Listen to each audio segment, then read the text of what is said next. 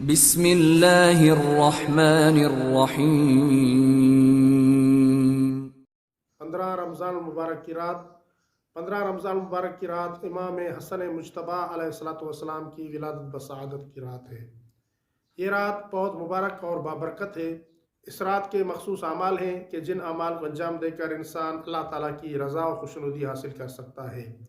15 رمضان المبارک کی رات کا پہلا عمل غسل کرنا ہے، لہٰذا مومن کو چاہیے کہ 15 رمضان المبارک کی رات غسل کریں۔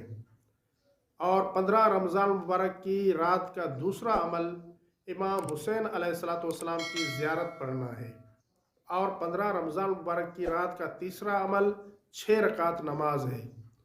اس نماز کی ہر رکعت میں سورہ حمد کے بعد سورہ یاسین، سورہ ملک اور سورہ اخلاص پڑھنے کا حکم دیا گیا ہے۔ اس رات 100 رکعت نماز پڑھنے کا بھی حکم دیا گیا ہے۔ اس نماز کی ہر رکعت میں سورہ حمد کے بعد 10 مرتبہ سورہ اخلاص پڑھنی چاہیے۔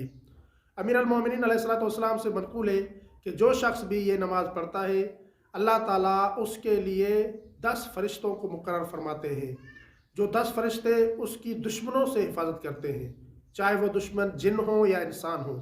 اسی طرح اسی روایت میں ملتا ہے کہ جو شخص یہ نماز پڑھتا ہے اگر اس کی وفات ہو جاتی ہے تو اللہ تعالیٰ اس کے لیے 30 فرشتوں کو مقرر فرماتا ہے، اور وہ 30 فرشتے اس کے لیے جہنم کی آگ سے نجات کا بندوبست کرتے ہیں۔